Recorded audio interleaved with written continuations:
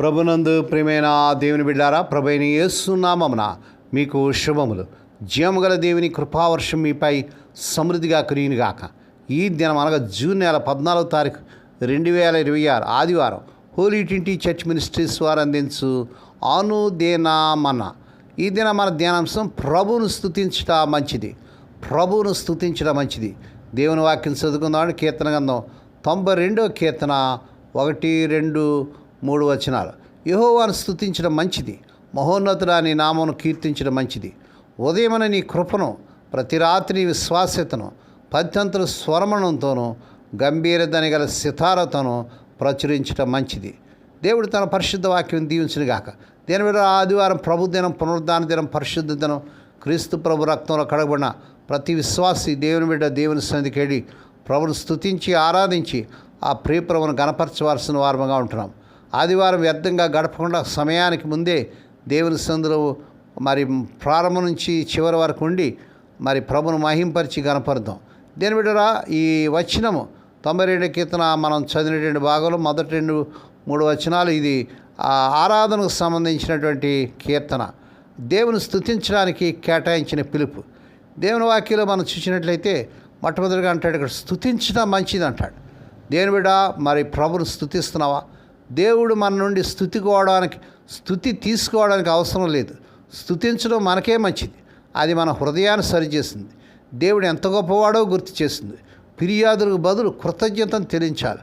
అన్ని విషయాలు కృతజ్ఞతాస్థుతులు మరి చెల్లించాలని పౌరు భక్తులు రాస్తున్నాడు.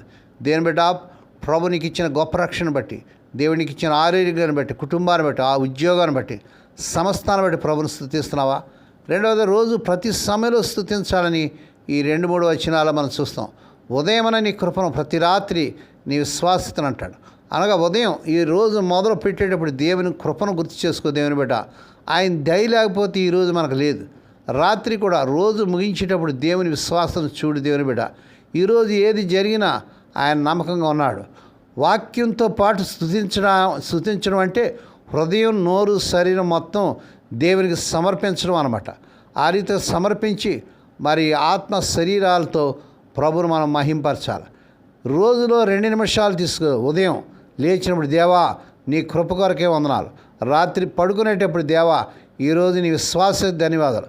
స్తుతి అలవాటు చేస్తే జీవితం మొత్తం దృష్టి మారిపోతుంది. ఈరోజు నువ్వు దేవునికి కృతజ్ఞత చెప్పాలనుకుంటున్నావా? చెల్లించావా దేవుని బిడ్డ?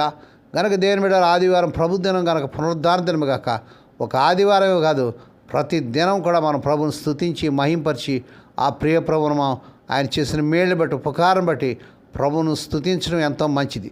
ఇది మంచి కార్యం అంటాడు. మహోన్నతుడా నీ నామమును కీర్తించడం మంచిది అంటాడు. ఆయన మహాగణుడు, మహోన్నతుడు, సర్వోన్నతుడు, సర్వశక్తిమంతుడు, ఆకాశమండం కంటే మిక్కిలి హెచ్చినటువంటి వాడు.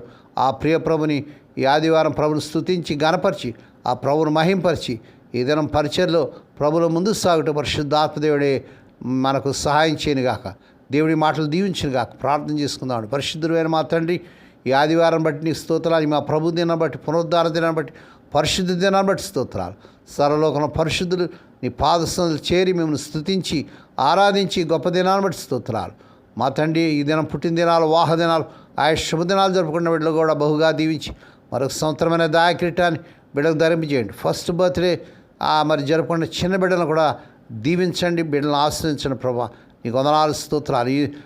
నీ సన్నిధికి రాని స్థితిలో ఎవరైతే హాస్పిటల్, ఐసీయూలో సీరియస్ కండిషన్ ఉన్నారో ఇప్పుడే కలవరి శిలువ రక్త ప్రభావాన్ని శిరస్సు మొదలు పాదంలో ప్రభావం చేస్తున్నావు. నేను స్వస్థత, ఆరోగ్యం, విడుదల యేసు నామములో ప్రకటిస్తున్నాం తండ్రి. ఏ కుటుంబంలో అయితే తమ ప్రియుని నిద్రించి మాడించి దుఃఖంలో, వేదనలో నాయన ఉన్నారు, వారికి కావాల్సిన ఆదరణ తెచ్చండి. స్వదేశ విదేశాలు ఉద్యోగాలు లేక తిప్పబడితే ఎవరి బిడ్డలకు వారు అర్హత మించిన ఉద్యోగాలు ఈ నెలలో వచ్చినగా, వివాహం కానీ ఎవరి బిడ్డలకు ఈ నెలలో వారు కోరికని చక్కని సంబంధాలు కుదిరి వారు వివాహాలు ఘనంగా జరుగునుగాక. ఈ దినం హోలీ ట్రినిటీ చర్చ్ మినిస్ట్రీస్ ద్వారా మారుమూరు గ్రామం మురికి వాళ్ళు పరిచయం చేసిన దాస్తున్నాను విధానాన్ని దిక్కులేని బిడ్డలు జ్ఞాపకం చేసుకొని ఈ దినం పరిచయం అంతట్లో ఉండే వారి ప్రతి అవసరం తెచ్చండి.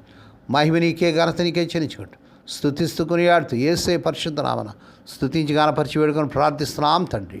ఆమెన్. మన ప్రభువైన యేసు క్రీస్తు వారి కృప, తండ్రి అయిన దేవుని ప్రేమ, పరిశుద్ధాత్మదేవుని కనీన సహవాసము సదాకాలం మీకు తోడేని నడిపించి బలపరచునుగాక. ఆమెన్.